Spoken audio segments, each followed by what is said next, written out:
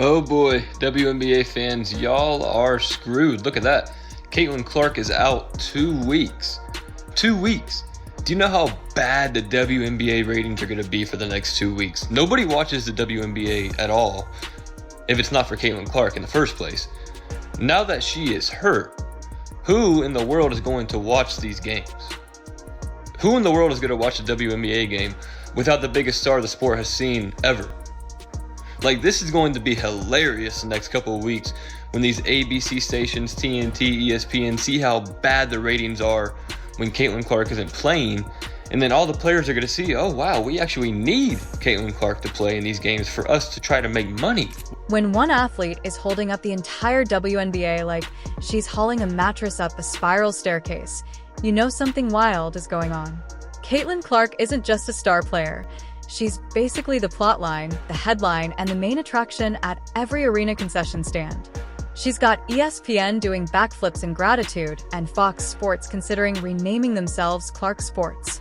If TV networks had a soul, they'd be offering her eternal hugs and free pizza for life. Caitlin Clark has just been ruled out for the next 2 weeks, and ticket sales are already down 75%. So if you didn't know, Caitlin Clark injured her hamstring and is out for the next 2 weeks, including 2 road games. One of those games being against the Chicago Sky and Angel Reese, where they have a very heated rivalry. Just 2 days ago, the cheapest ticket to get into the Chicago Sky versus Indiana Fever game was $86, and now it's down to $25. This is also against the same person who said the reason people come to watch the WNBA is because of her, talking about Angel Reese, but she cannot even keep the ticket prices up. We're not just talking big numbers. We're talking bonkers boardroom executives spitting out their latte kind of numbers, the kind the league probably assumed had gone extinct with the dinosaurs. People who haven't watched women's hoops since Cheryl Swoops had her own sneaker line are now glued to their screens. The teams that Caitlin Clark was supposed to play against over these next 2 weeks also already rented out a bigger stadium because of how many people they were expecting to have show up to see Caitlin Clark play. And because the WNBA is only about 40 games, she is missing a huge chunk of time with being out 2 weeks in June. It's like March Madness suddenly became a year-round subscription, and Caitlin's the one ringing the register. But how does the WNBA treat this phenomenon like a vending machine? Helpful but replaceable, Caitlin's giving them platinum, and they're acting like she's handing out coupons to a roller rink. Let us know in the comments below if you think the WNBA deserves this train wreck. Let's go. NBA's got a real ratings problem, okay? The ratings came out for the Indiana Fever without Caitlin Clark game. I saw some people actually trying to spin this as a positive, and I was like, they're like 235,000 viewers.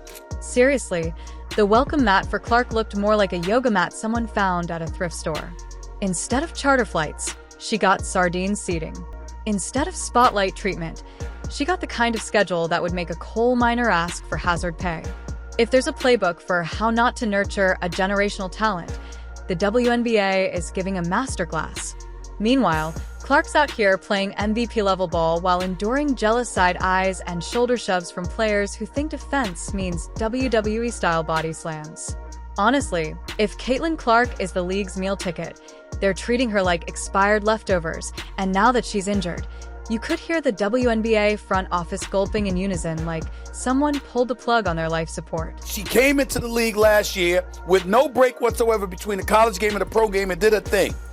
Ended up as an all-star, ended up being 4th in the league in MVP voting, was the clear winner for Rookie of the Year. No competition whatsoever in that regard when it was really all said and done. We know what she brings to the table.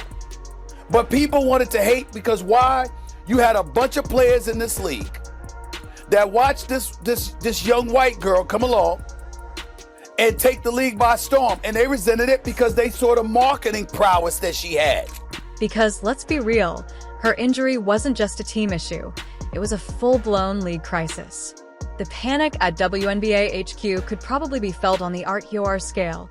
One quad strain later, and suddenly it's back to echoey gyms and scoreboard operators taking naps.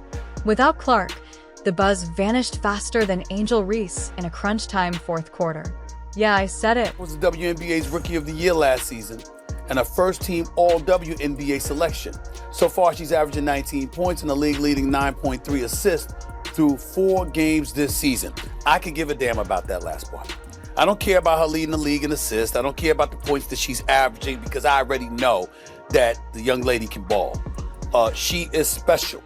What I'm interested in is what somebody tweeted me and asked about earlier today that I want to show you right now. Put this tweet up, please, so our audience can see it here. At 4th Gen Bucci, B-U-C-C-I, right? Stephen A. Smith. Can the WNBA keep itself afloat while CC, as in Caitlin Clark, is out? The online meltdown was instant. Twitter turned into a group therapy session. Fans aren't just bummed. They're mad because this train wreck was so avoidable. You burn a player out like she's a temp worker on a 16-hour shift. Make her play 5 games in 8 days, let defenders hammer her like a piñata, and now you act surprised she's injured. Please. Clark's been treated like a one-woman Broadway show with a stage held together by duct tape, while other players chill in the wings like understudies waiting to pounce. Caitlin Clark effect is alive and well, but unfortunately for the WNBA, she's now out for a minimum of 2 weeks before she gets reevaluated. So they might not see numbers like this for quite some time. This next Indiana Fever versus Chicago Sky game, June 7th, I believe, that's going to be on CBS as well. You think that's going to draw 2.7? I can assure you it won't. You think that's going to draw over 2 million? I can assure you that won't. Let's talk receipts. The viewership for Clark's games towers over the rest of the schedule like Shaq at a 6th grade dance she plays, and the arena pulses she sits, and its crickets and cardboard cutouts ratings without her look like someone pulled the plug on the power grid. It's not just less exciting, it's commercial break during church levels of dull. If Caitlin Clark sneezes, 3 networks prepare emergency programming that star power. And how does the WNBA respond? By tossing her into matchups with defenders built like linebackers and referees who might as well be sponsored by Angel Reese's PR team. Clark's been absorbing fouls that would warrant jail time in most countries. Meanwhile, Reese is out there pretending she's an underdog while sneaking in cheap shots and calling it passion. Angel, we see you. It's NB dressed up as hustle. We need her to play for us to get views, so maybe we should stop hurting her. Oh, maybe they'll finally see that they need Caitlin Clark. I mean, I can't believe we even have to discuss this, that she's even, I mean, if you don't think she's the biggest star in the sport, you're delusional. This girl carries not only her team, but her sport and her league. She carries the league, and you're gonna find out. The league didn't just overplay Clark. They milked her like she was the last cow on earth and forgot to feed her. She's logging massive minutes, drawing triple teams, and carrying Indiana on her back like a superhero with no backup. And now that she's hurt, the WNBA is looking around like someone just unplugged their Wi-Fi. Who's the next attraction? Sorry, but Reese's 2-point layups and scowling don't exactly make SportsCenters a block. The Fever stink without Caitlin Clark. It is rough. It has been a rough stretch. I thought that Indiana would split the 4 games that she was out if she was going to be out 4 games. I guess that's still on the table. Clark's final game before the injury pulled over 2 million viewers. That's blockbuster territory. That's cancel your plans and pop popcorn type of energy.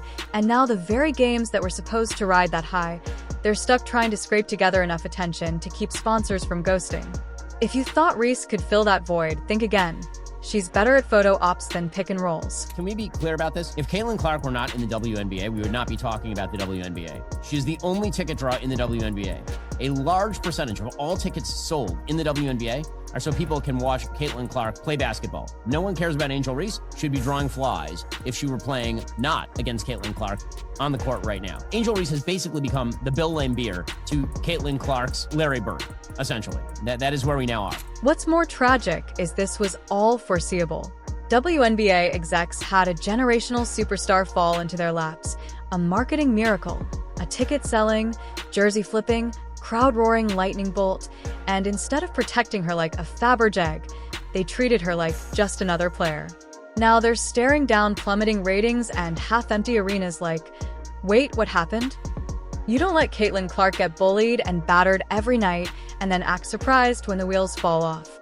You don't allow dirty plays and flagrant fouls from players desperate for a highlight moment at her expense, and you definitely don't ignore her value until she's benched with an injury, and suddenly the league feels like it's been unplugged from life support. WNBA, they're having troubles with tickets now because I think Caitlin Clark is out for what?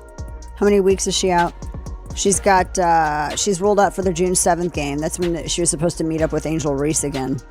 And Chicago Sky, and there's a massive drop in ticket sales.